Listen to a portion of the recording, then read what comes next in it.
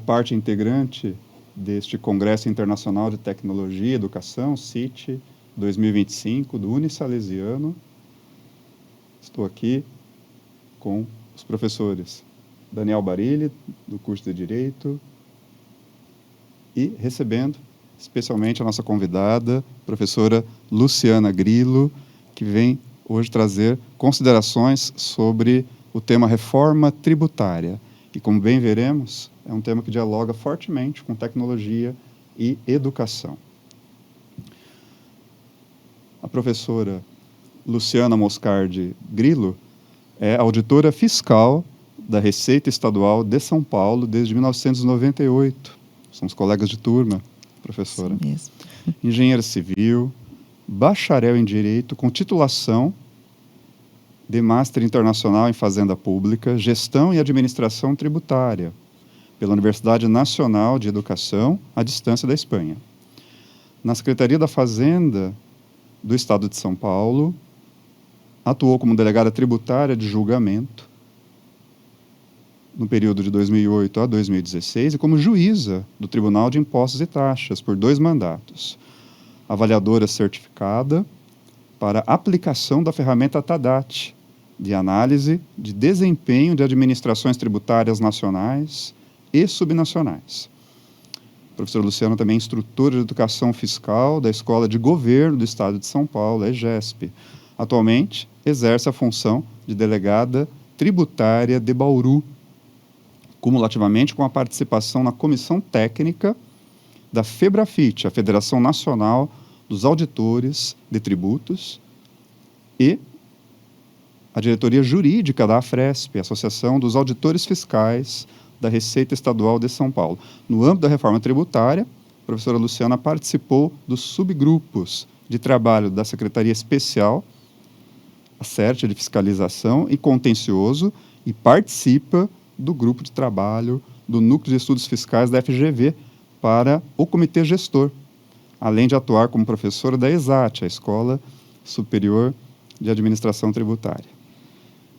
É uma alegria, professora Luciana, minha colega, auditora fiscal da Receita Estadual, delegada tributária, recebê-la aqui hoje para tratarmos desse tema de suma importância que gradativamente vai tocando a vida de cada um de nós, a reforma tributária. É isso. Muito obrigado, mesmo. professora. Eu é que agradeço ao convite do professor Cláudio, agradeço também a Unisalesiano por me permitir estar aqui conversando com vocês. É um tema que, sim, Cláudio e professor Daniel, conversa muito com tecnologia e com educação. Eu costumo dizer o seguinte: todo mundo paga imposto e todo mundo é usuário de serviço público em alguma medida. E é nosso dever de cidadão entender como é que essa dinâmica funciona, né? Então, você abre mão de uma parcela da sua renda ou do seu patrimônio, você paga uma exação, esse recurso adentra aos cofres públicos e ele se converte em políticas públicas. Então, você ser cidadão é você ter a consciência desse dever de pagar, mas você também ter a consciência da sua obrigação de fiscalizar o bom emprego desse recurso. Então, isso é educação fiscal. Então, a reforma tributária, como nós teremos a oportunidade de falar, ela deixa a cobrança da tributação sobre o consumo muito mais transparente. Eu consegui olhar para um documento fiscal de dia a dia, de cotidiano, e identificar exatamente o quanto eu estou pagando de imposto na aquisição daquele bem ou daquele serviço, faz com que a gente tenha a dimensão de que o serviço público precisa ser bem prestado para fazer valer aquele valor que eu estou abdicando, né, daquilo que é meu, em favor, então, dos cofres estaduais, municipais e também da União Federal. E com relação à tecnologia, o que eu posso dizer é que essa reforma tributária, na envergadura em que ela foi concebida, no formato em que ela foi concebida, jamais seria possível ser operacionalizada sem uma tecnologia muito complexa, uma tecnologia de ponta, como nós vamos poder verificar aí no final da apresentação. Eu montei um slide, eu acho que isso aqui é um bate-papo, e nós vamos conduzir como um bate-papo, né?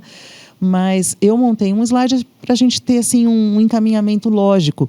Eu acho que é importante salientar para os alunos, para todo o público que estiver acessando a essa apresentação, em que ponto nós estamos. Então, quais são os objetivos essenciais dessa reforma tributária e, mais do que isso, como ela se desenha. E, a partir daí, então, colocar as nuances que conversam mais com a questão tecnológica. Então, existe hoje no Brasil um cenário de tributação sobre o consumo que impacta diretamente a competitividade do produto brasileiro dentro de um mercado globalizado. Você tem resíduos tributários, são impostos que se cumulam, mesmo que você esteja diante aí de uma sistemática de apuração que abate débitos e créditos e você calcula um saldo a pagar nas várias etapas da cadeia produtiva, você tem alguns problemas de incidência do imposto sobre ele mesmo, incidência do imposto sobre outros impostos, você tem algumas situações em que você não permite o direito de crédito, né? Então, créditos limitados, e tudo isso faz com que nós tenhamos um resíduo tributário que acaba se incorporando ao custo dessa mercadoria. E isso traz desindustrialização, porque as cadeias tendem a ficar mais curtas por opção do próprio empresário.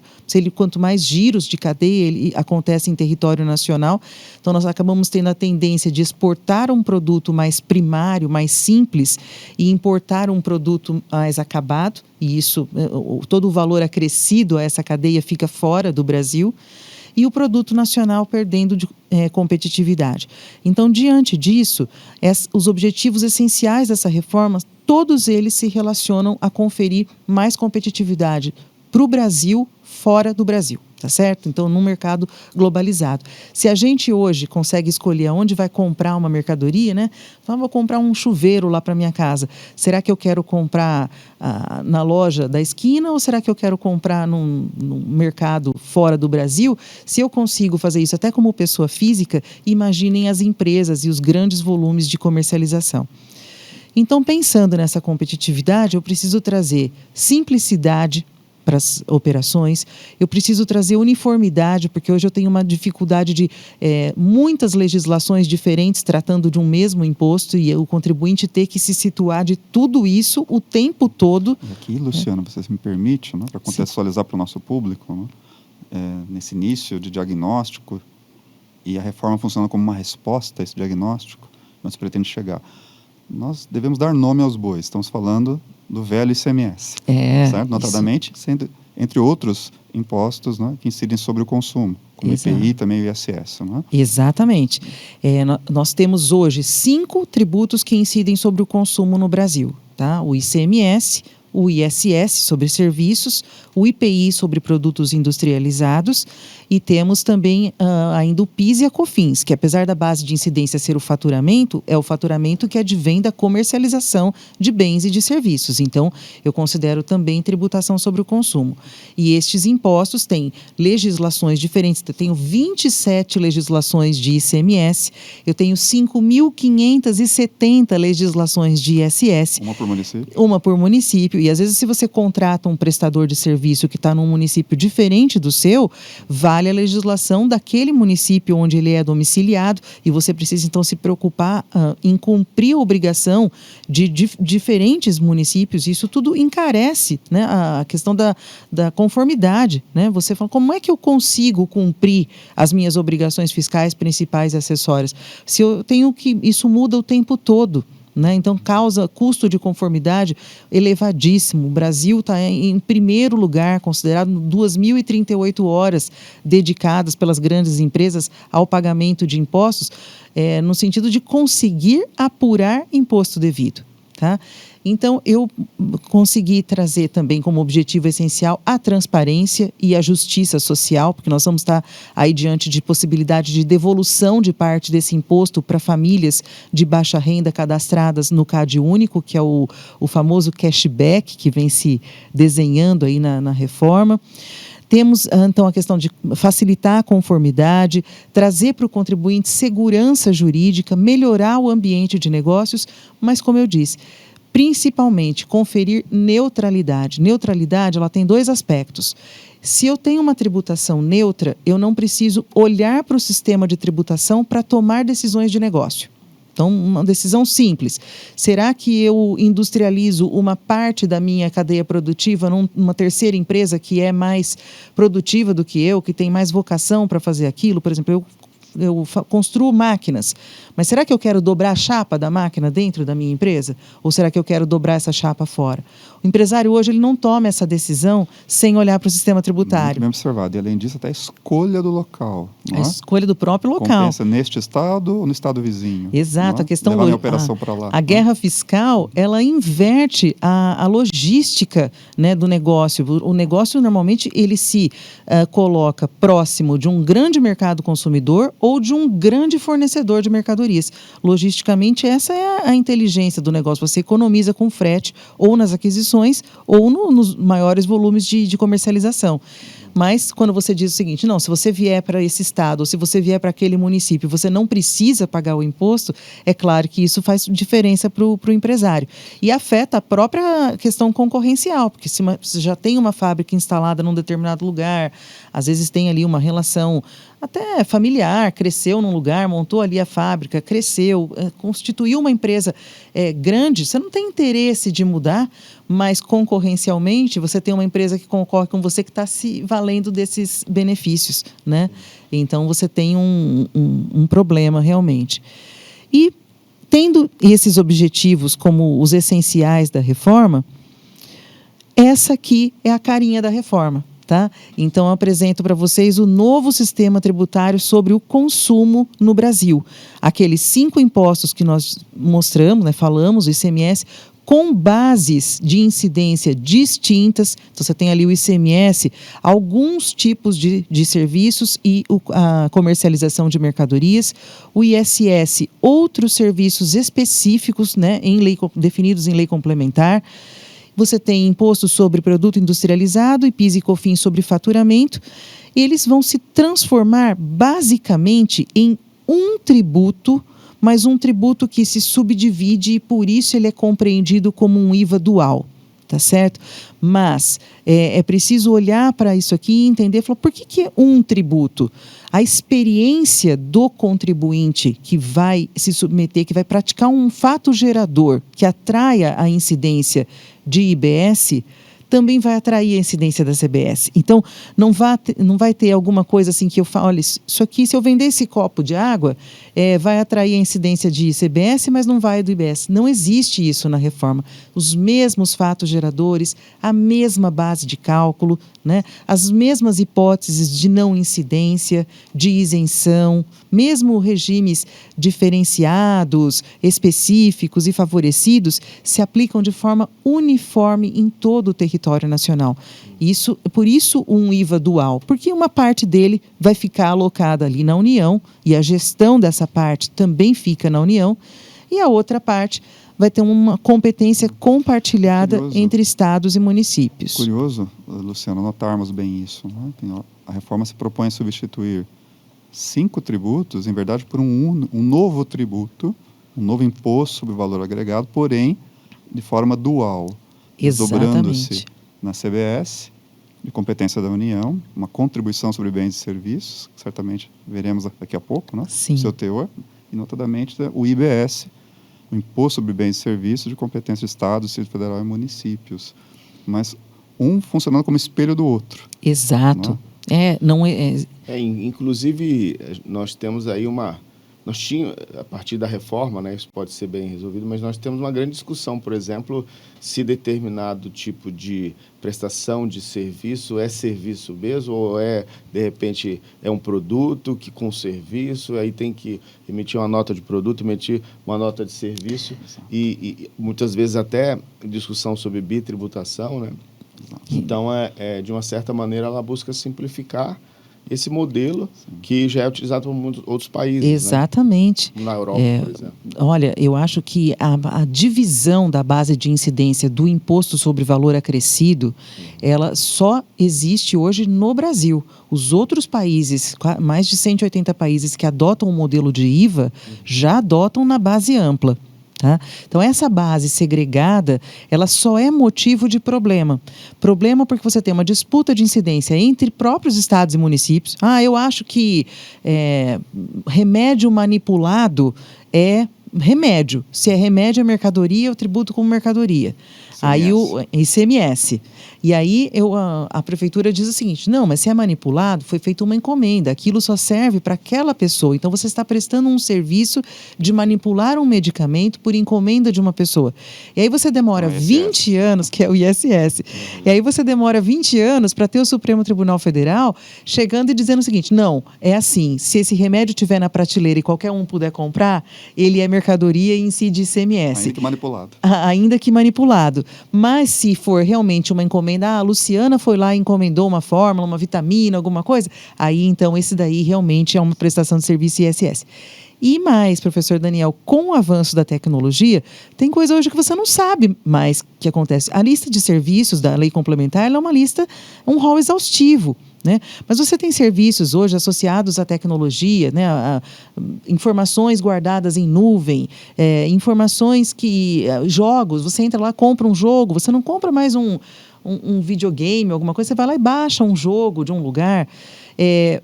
Outras coisas, você vai lá e fala: olha, eu quero comprar um colchão. Poxa, não tenho dúvida nenhuma, vou comprar um colchão é uma mercadoria, incide ICMS. Aí alguém te fala assim: não, mas eu tenho aqui um serviço de monitoramento da qualidade do sono, onde você faz uma assinatura, eu instalo para você um aplicativo, você vai pagar uma assinatura desse valor e nós vamos colocar um colchão na sua casa e vamos monitorar o seu sono. E aí? Ainda é mercadoria? Então, ou é o fornecimento serviço? do colchão é parte da prestação de serviço. É parte da prestação de serviço. Exato. E você começa a ter toda essa confusão lógica, né?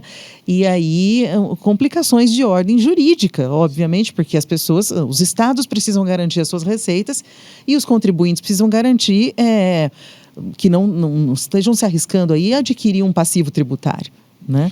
E talvez estimulando até a ocorrência de fraudes, né? Porque há um mascaramento de um determinado tipo de produto ou serviço, a depender de qual teria uma alíquota menor, né? Perfeito. Toda vez que a legislação é disfuncional, ela é um convite para fraude fiscal. Vide substituição tributária do imposto, né? Que virou hoje um dos maiores focos de fraude fiscal. Por quê? Porque ela se constitui quando você tem... Ela deveria ser aplicável a cadeias onde você tem um local concentrado de produção e um capilarizado de destino. Né? Mas, no entanto, hoje ela se aplica a muitas cadeias de produção. E, nessa medida, o que acontece? Quando você vende para outros estados, cada venda interestadual pode interromper a cadeia de substituição tributária, faz com que o substituído necessite solicitar ressarcimento, que essa cadeia se reinicie novamente no outro estado. Então, há contribuintes que fazem uso dessa lógica jurídica para gerar créditos de forma artificial.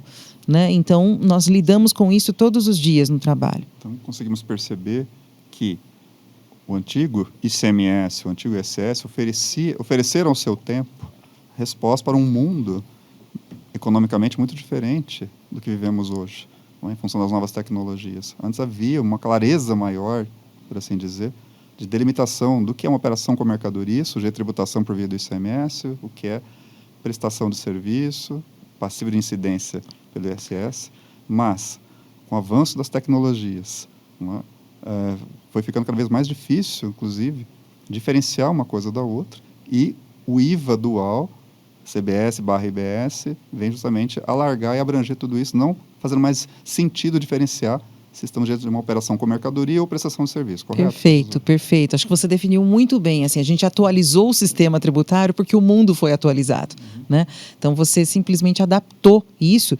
E eu olho assim, para a reforma tributária com certo entusiasmo, porque a gente vê muitos erros que a gente cometeu ao longo de estruturar a tributação sobre o consumo, sendo, de alguma forma, corrigidos, né, no bojo da reforma como um todo, e oferecendo respostas para aqueles problemas crônicos que nós identificamos. Olha, não pode continuar tendo guerra fiscal. Então, qual é a resposta da reforma tributária para combater guerra fiscal? Tá? Então, você tem a questão do princípio de destino e depois você tem a questão também da vedação à concessão de benefícios fiscais, econômicos e financeiros, né? E qualquer tipo de benefício você fica vedado já desde a Constituição, sem qualquer possibilidade de falar, não, pode prever em lei complementar ou alguma coisa que fizesse aí reeditar a possibilidade desses benefícios.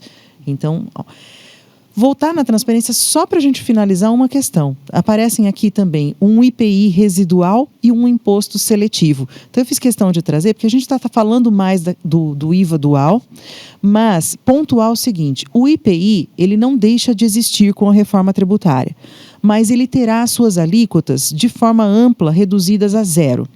A aplicação do IPI ela será muito residual em casos onde exista para aquele produto fabricação incentivada dentro da Zona Franca de Manaus.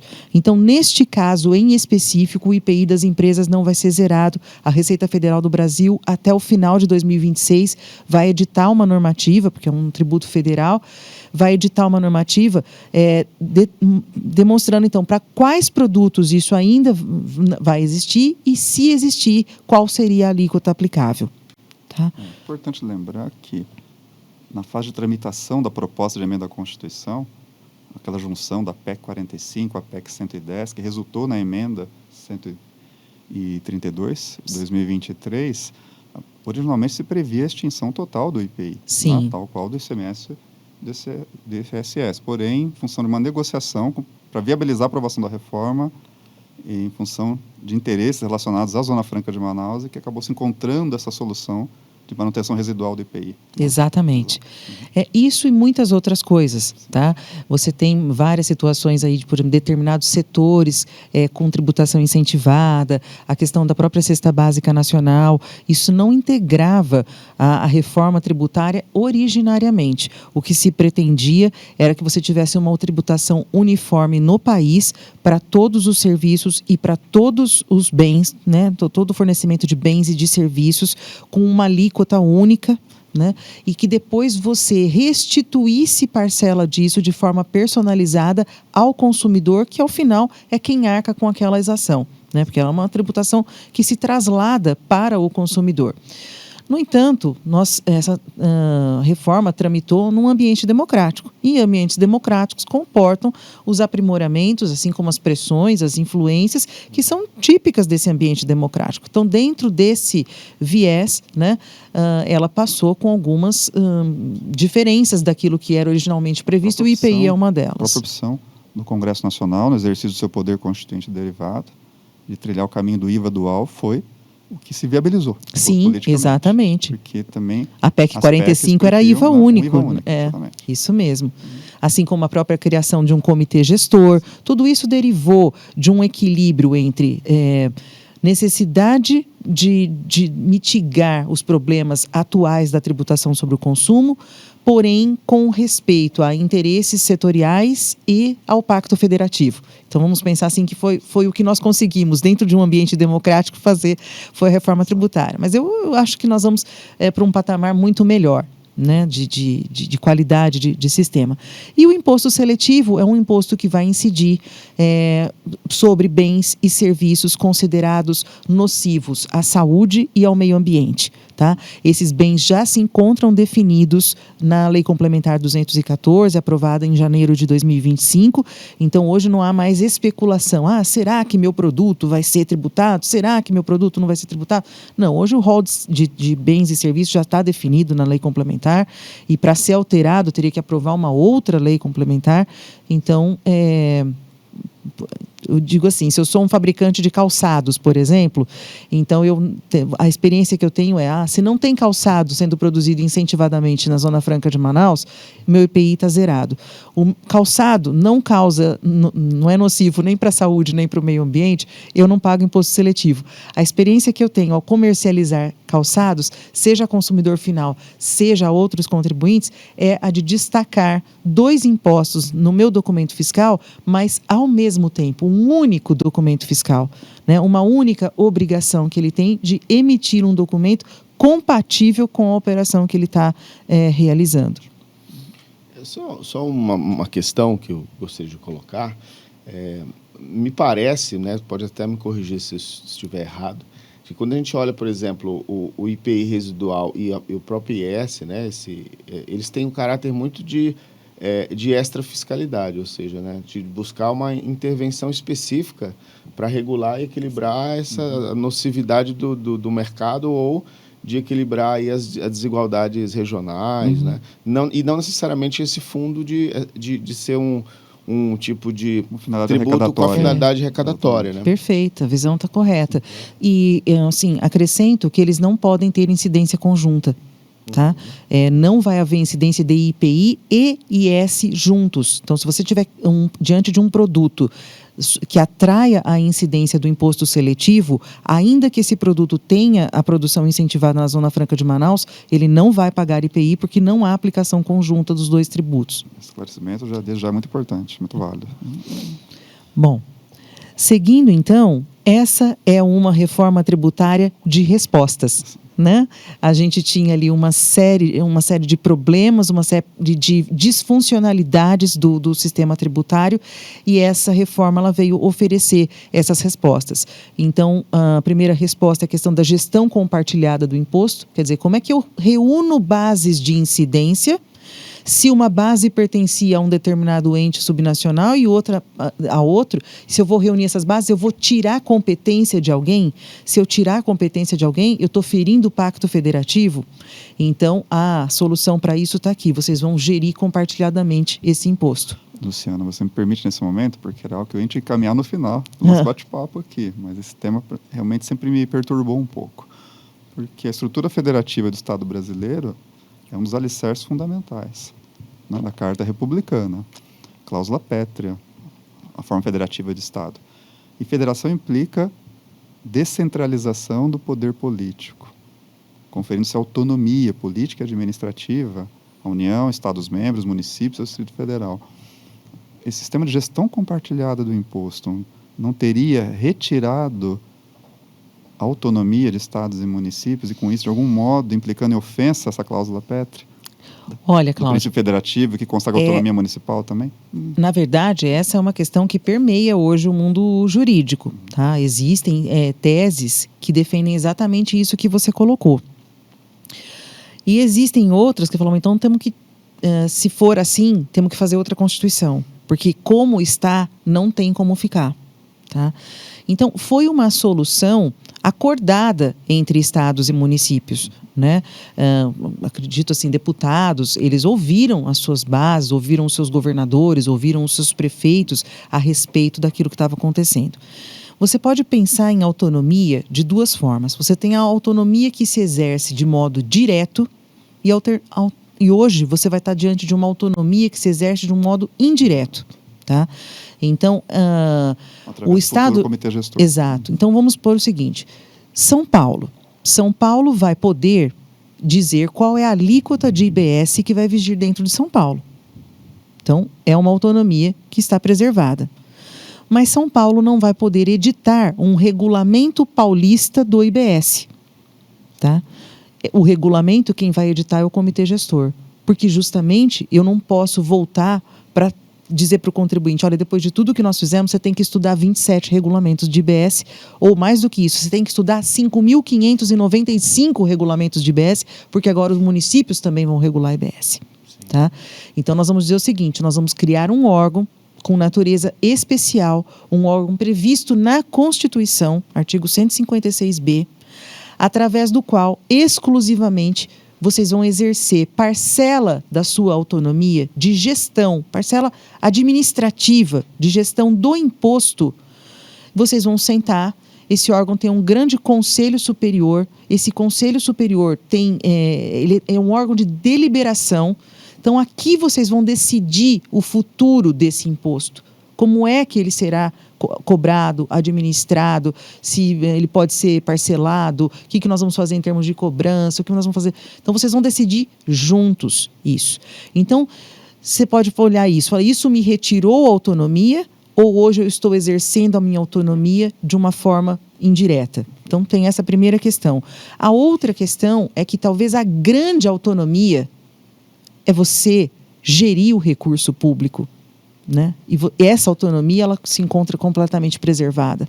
A hora que um dinheiro melhor, as chances de aumento de arrecadação por conta não de aumento de carga tributária, mas por diminuição de fraudes e por aumento na volumetria das operações realmente, porque o Brasil tende a crescer com a reforma tributária, A hora que esse dinheiro estiver dentro do caixa, a verdadeira autonomia de governadores e de prefeitos está em fazer uma boa gestão desses recursos. Então, empregar. Interessante, Luciana, então, que a reforma engendrada também oferece uma resposta, vem dar concretude ao princípio da eficiência administrativa do artigo 37. Perfeito. Assim também. Perfeito. Então, quer dizer, na verdade, eu sempre deveria me preocupar como gestor público em administrar aquilo que eu retirei da sociedade e não tanto na forma como eu vou fazer essa retirada da sociedade. Isso seria feito hoje através do comitê gestor e depois o dinheiro é seu, use com sabedoria, né? E eu acredito que não é uma experiência tão assim inovadora do ponto de vista de integração de receitas, né? Porque hoje nós já temos um comitê do Simples Nacional que acaba interagindo entre si e compartilhando informações. Que isso é possível nesse ambiente digital, né? Porque enquanto as prefeituras tinham lá os seus caderninhos em que faziam o controle de tributação há muitos anos, isso jamais poderia ser objeto de compartilhamento. Exato. Hoje, pelo ambiente digital, a troca de dados, o banco de dados compartilhados, inclusive através de convênios, isso permite uma maior facilidade e que vai viabilizar, portanto, a reforma. Sem dúvida. É interessante o professor Daniel tocar nesse ponto, certamente, né? Pedimos, né, para que os nossos espectadores aguardem, porque haverá um momento que nós vamos refletir aqui sobre essa interface IVA dual e Simples Nacional, né? Sim, vamos falar disso. Bom, princípio de destino. Como é que vai funcionar, então, o princípio de destino? Uma empresa de São Paulo faz uma venda para uma empresa de Minas, que faz uma venda para uma empresa de Santa Catarina, e essa empresa de Santa Catarina faz a venda ao consumidor final. Tá? Nenhuma dessas etapas que a gente chama de meio de cadeia há destinação de recursos diretamente para o cofre de estados e municípios. Esses valores ficam retidos dentro do comitê gestor para serem destinados exatamente onde ocorreu a operação do consumo. Então, se a operação de consumo finalmente ocorreu lá dentro de Santa Catarina, o dinheiro que o contribuinte paulista levou para o cofre do comitê gestor, que o contribuinte mineiro levou para o cofre do comitê gestor, e tantas quantas sejam essas etapas, ele fica retido para ser destinado ao final onde ocorreu a operação de consumo. Então, se inverte totalmente a lógica do ICMS atual.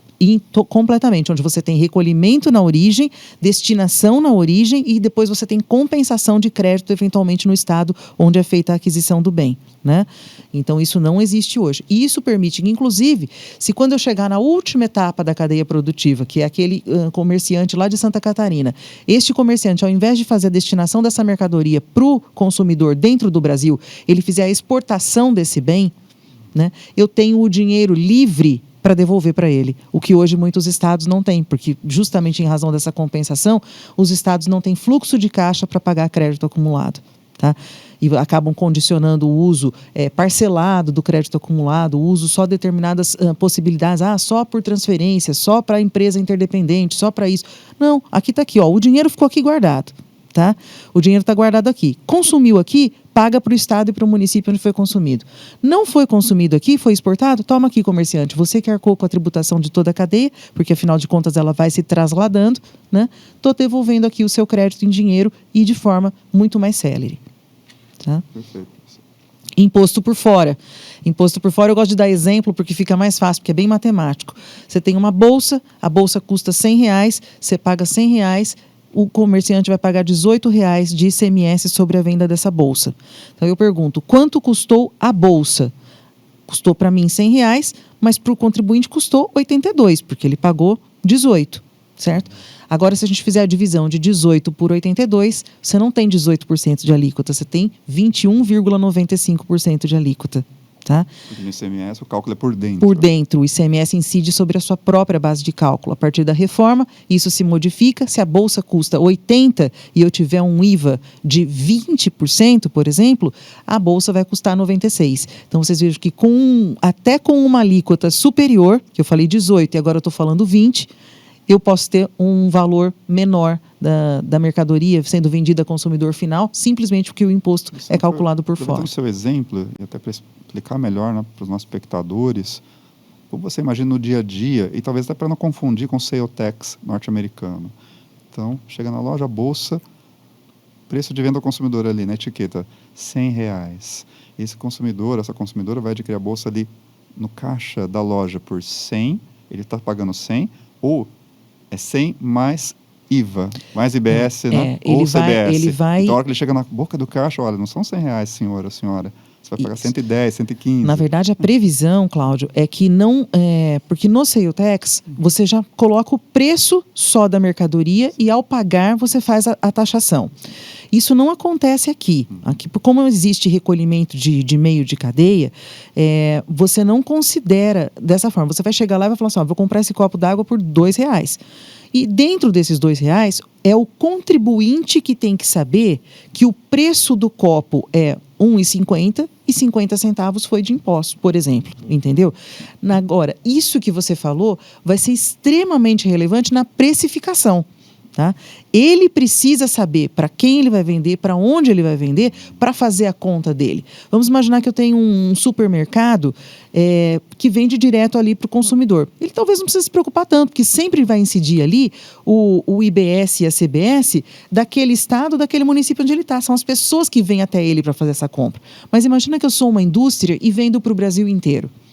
E eu vou ter IBS e CBS igual, mas eu vou ter IBS municipal e IBS estadual diferente no Brasil, porque os estados e municípios têm prerrogativa de definir seus próprios impostos.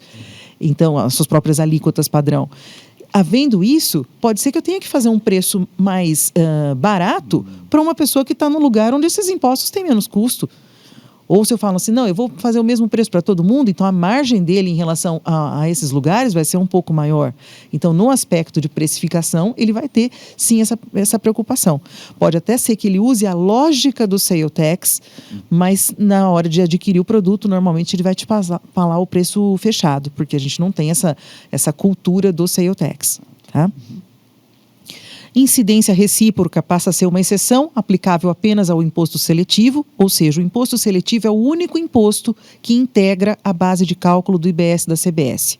Fora isso, nenhum outro imposto entra na base de cálculo desses dois tributos e nem eles, entre eles, entram na própria base de cálculo, nem dele próprio e nenhum do outro. Tá? Então, não tem IBS sobre IBS, não tem IBS sobre CBS, não tem IBS sobre IPI, mesmo que o IPI exista. Que era um outro tá? ponto controvertido. E não tem IBS sobre ICMS e ISS enquanto esses existirem durante o período de transição, que fique registrado. O inverso está sendo largamente debatido. É um avanço importante. A base ampla, como eu já havia dito, que permite, do jeito que eu tenho uma base ampla de incidência, eu também tenho um crédito financeiro, um crédito amplo. Todas as aquisições de bens e direitos feitas por uma empresa a partir da reforma tributária na sua vigência plena permitirão o crédito. Então, eu estou estabelecido num imóvel e eu pago aluguel. E o meu locatário, o locador, aliás, ele é contribuinte do IBS. Então, ele vai destacar o IBS na nota e eu posso me creditar desse IBS. Tá certo? Então, tudo, serviços. Eu contratei alguém para desenvolver o logo da minha empresa. Contratei, vou pagar pelo serviço, ele vai recolher o IBS sobre o serviço e eu vou poder tomar o crédito desse IBS. Luz, telefone, internet, tudo. Tá? Crédito vinculado ao pagamento. Justamente em razão dessa amplitude da base de incidência e, portanto, do permissivo de crédito, se você não vincula crédito ao pagamento, que é o que a gente chama de split payment, você estaria diante de uma perspectiva de fraude fiscal muito grande. Hoje, eu costumo brincar, o Cláudio que partilha disso. Quando a gente entrou na fiscalização, a gente corria atrás de caminhão sem nota. E hoje a gente corre atrás de nota sem caminhão, professor Daniel, porque os contribuintes, eles emitem nota só para conferir o crédito. Às vezes a empresa nem existe, ou às vezes a empresa que realizou a operação é uma outra empresa e instalou ali uma empresa de fachada só para poder emitir o documento fiscal. E aí o tomador desse crédito se vê precisando comprovar a boa-fé. E, olha, é um problema. E aqui, essa reforma, ela tem um pouco isso. Se ela tiver permissivos de fraude muito grandes, eu estarei diante de uma alíquota de referência muito grande. Por quê? Porque uma das premissas da reforma eu não vou ganhar com a arrecadação, assim, eu não vou aumentar a pressão tributária, mas eu também não vou perder. Tá? Então, se eu perder em razão de que muito mais gente hoje consegue sonegar o tributo ou tomar créditos espúrios, necessariamente eu tenho que elevar a alíquota de referência para manter os níveis de arrecadação de estados e municípios. Sim. Então, diante disso, a vinculação do crédito ao pagamento passa a ser algo interessante. E é justamente esse split payment. Então, o que eu faço? Eu coloco à disposição, né, de empresas que fornecem e empresas que adquirem um arranjo de pagamento que fica alocado dentro do sistema financeiro, né, então é uma instituição bancária ou uma instituição de cartão de crédito, por exemplo, e essas duas partes, o fornecedor e o adquirente, eles autorizam aqui o banco, é eles que autorizem, tá? O split não é obrigatório, isso precisa ficar registrado. Mas eles vão autorizar como? Fazendo a vinculação do documento fiscal eletrônico com o valor destacado de IBS e CBS. Então, isso vai estar dentro do documento fiscal, o banco vai conseguir enxergar se houve essa vinculação por parte do adquirente ou por parte do fornecedor, ele consegue enxergar essa vinculação e dizer, aqui eu estou autorizado a fazer split. Tá? E aí, então, quando o pagamento da operação transita pelo sistema financeiro, o banco faz a separação da parcela do imposto, remetendo diretamente para o comitê gestor ou para os cofres do Tesouro Nacional, que é no caso da CBS, e fazendo a destinação do valor líquido da mercadoria para o fornecedor.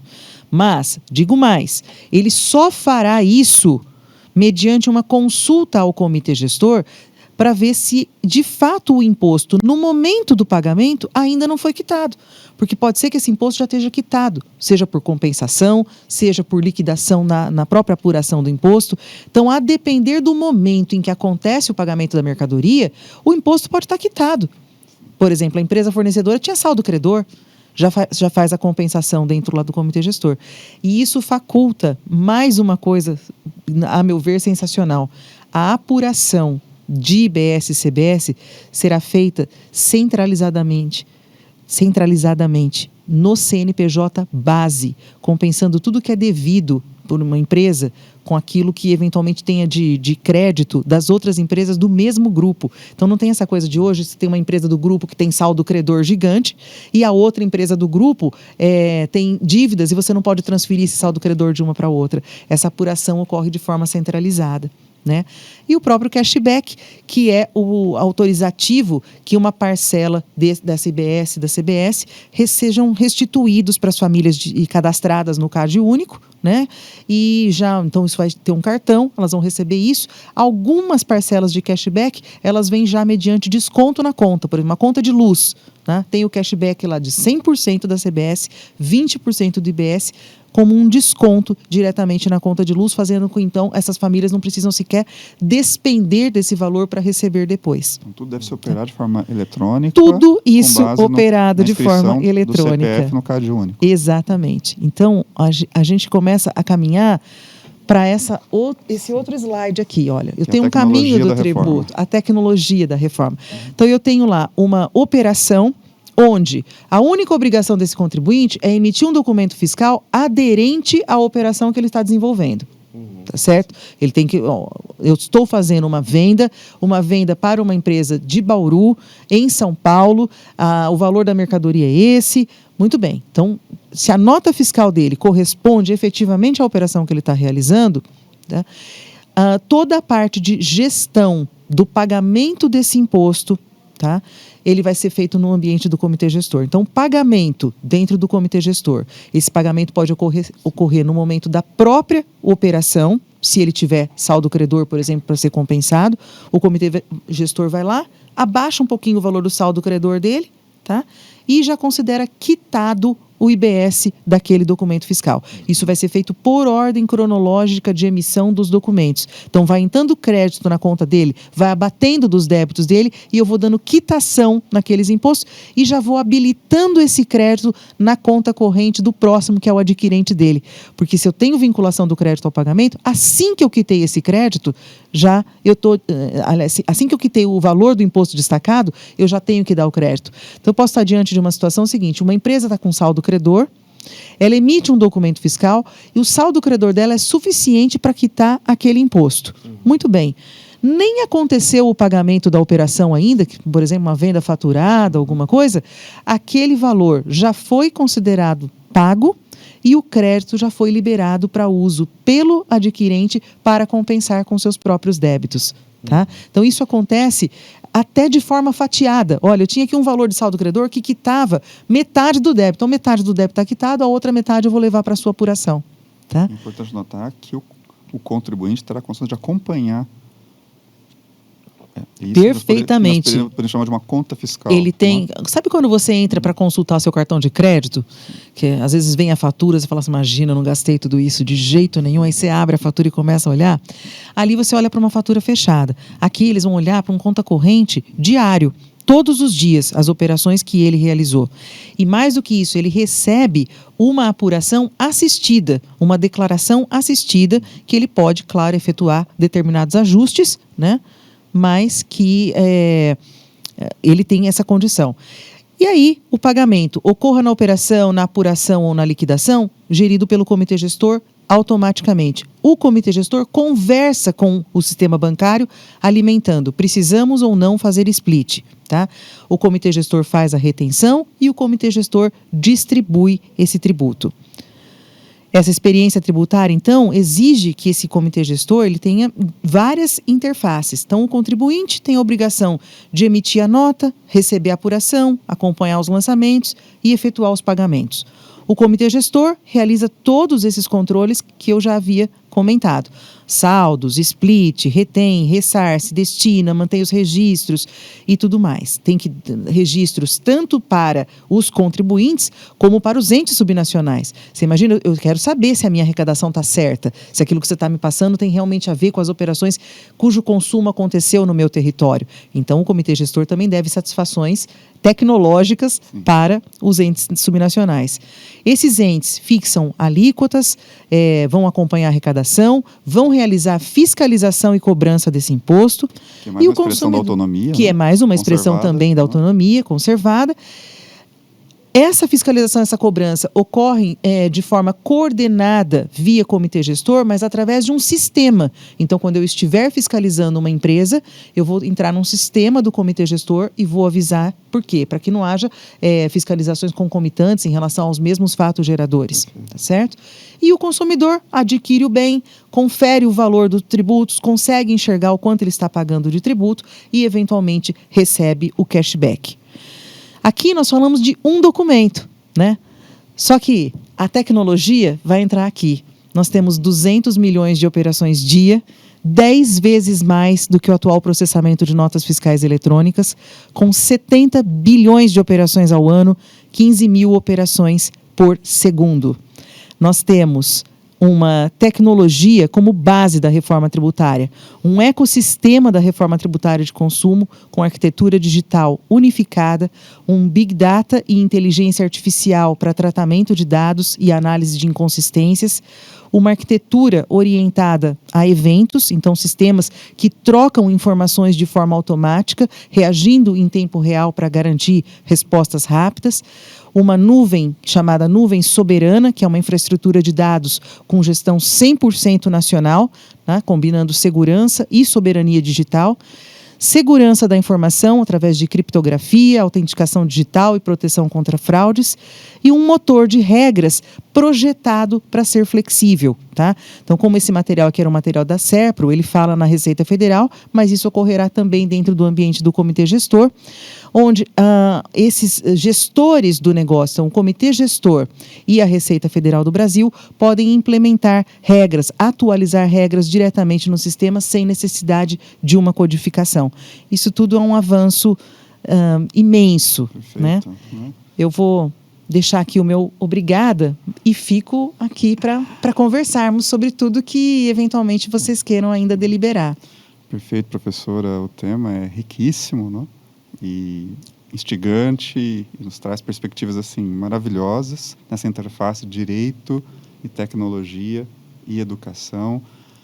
Mas como não poderia deixar de ser, a reforma tributária, muito embora seja uma resposta ao anacronismo aqui apresentado, né, em relação ao sistema vigente, e promete muitas inovações interessantes, alinhando o sistema tributário brasileiro com os modernos sistemas europeus. Você vislumbra algum fator de insegurança jurídica que você destacaria aqui, à primeira vista, que pode ainda assim contribuir para uma elevação de contencioso, muito embora a reforma pretenda também diminuir o contencioso administrativo e judicial, né? Mas o que poderia causar insegurança e que talvez mereça ainda uma reflexão, um tratamento por parte do legislador? Cláudio, sempre que há exceção, há briga. Isso é fato. E a reforma ainda comporta algumas exceções. Você tem, por exemplo, os regimes diferenciados. Tá? Regimes diferenciados são aqueles para os quais eu aplico um desconto da alíquota padrão. Ainda que esses regimes diferenciados serão assim, unificados, uniformes nacionalmente, ou seja, se esse copo não atrai a incidência do IBS, ele também não atrai da CBS, se ele tem um desconto de 100% na alíquota, porque ele está na cesta básica nacional, por exemplo, isso vai acontecer em São Paulo, no Rio de Janeiro, em Minas Gerais, em qualquer cidade do país. Mas, se o copo tem um tratamento tributário diferente da água de garrafinha, eu vou querer usar algum tipo de artifício para dizer, olha, então eu não vendo garrafa, eu vendo copo em formato disso ou daquilo. Aquelas coisas que a gente fala, é bombom ou é biscoito, né? É sapato de borracha ou é isso aqui. Então, todas essas... Sempre que você tem exceção, você tem briga. E aqui você tem ainda algumas exceções trazidas aí pela Cesta Básica Nacional, que é um regime favorecido, né? E pela questão dos regimes diferenciados que aplicam aí alguns grupos de alíquota, né? Desconto de 30%, desconto de 60%, desconto de 100%. Tá? Lembrando aí que a alíquota zero é uma outra consequência. Quando você tem alíquota zero, você não confere crédito para a etapa futura da cadeia. Então, se eu estou vendendo alguma coisa com alíquota zero, quem comprou de mim não pode se creditar. Mas ela permite a manutenção do crédito na etapa onde você está realizando a comercialização. Por isso, ela é um pouco diferente da própria isenção. Ela chega a ser melhor que uma isenção, porque na venda, no caso da isenção, você vende sem crédito e tem que abdicar normalmente, né? A não ser que você tenha um permissivo legal para manter esses créditos, você normalmente precisa estornar os créditos correspondentes à aquisição proporcional ao volume de vendas com isenção. Tudo isso traz pequenos meandros, além do que nós estamos diante de uma situação nova, é uma legislação nova, né? Toda legislação nova vai passar por um período de acomodação. Algumas situações já foram antevistas pelo legislador, eu costumo olhar quando fala ali da importação, né? Então você fala assim, olha, quem que vai pagar IBS e CBS na importação? Todo mundo que importar, seja em qualquer volume, para qualquer finalidade, seja isso, seja aquilo, parará, parará. Sempre ele coloca de uma forma que você fala assim, aprendeu, né? Porque a gente teve tanto problema com importação, precisamos fazer emenda constitucional para poder cobrar da pessoa física, porque antes ia falar só pessoa jurídica, aí precisava atualizar as legislações dos estados, uma série de coisas. Então, eu falo assim, não, nós aprendemos, aqui, já estamos começando de uma versão muito melhor, mas sabemos ainda assim que poderemos ter problema. Perfeito, professora. Infelizmente, temos que caminhar para o final. E muito mais teremos a dizer sobre a reforma tributária. Sem dúvida. O tema realmente é instigante, como eu disse. Gostaria de ouvir o professor Daniel Barilli, né, com as suas considerações. Eu queria parabenizar, né, por essa aula aqui. Eu tenho absoluta certeza de que nós ainda, mesmo os profissionais de direito, mas também profissionais de outras áreas, ainda estamos aí em processo de conhecimento e de entendimento, né, do que vem a ser essa reforma tributária.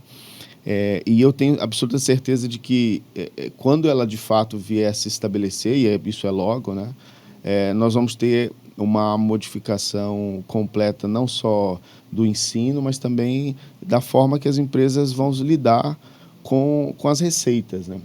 Sem dúvida. E o que nós esperamos é de que não só transparência, mas também simplificação. Sim. Eu acho que é isso que o brasileiro, no final das contas, quer, os empresários também, né? Sem Eles dúvida. querem ter...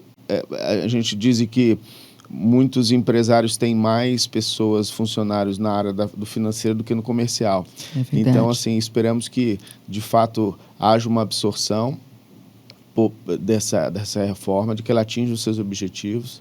E eu tenho certeza de que esse encontro hoje aqui foi fundamental para que nós possamos aí introduzir o tema para muitas pessoas ou avançar temas complexos como os que foram tratados aqui. Parabéns. Muito obrigada. Muito obrigado, professora Luciana Grillo. Tenho certeza que esse tema vai suscitar ainda outros eventos como esse e esperamos reencontrá-la aqui conosco, sim. Não apenas no ambiente do Congresso, como também junto aos nossos alunos. E eu que agradeço mais uma vez. De administração, de ciências contábeis. Inclusive, Cláudio, eu queria falar um recado para os alunos mesmo de ciências contábeis. Essa reforma tem tudo o necessário para ressignificar a carreira de vocês, sabe? Trazer um valor muito mais... você não é mais o homem do fiscal, né? Da escrituração do documento, da escrituração fiscal digital. E sim o profissional que tem condições de fazer uma orientação para o seu contratante do que é o impacto de fluxo de caixa, do que é um modelo de precificação, né? Isso ressignifica. E para o profissional de direito também. Muitas áreas de interesse se abrindo e vai ser um solo fértil aí para o pessoal atuar nos próximos anos. Excelente. Muito obrigado. Obrigada. A vocês que aqui participaram conosco e continuem prestigiando o nosso congresso.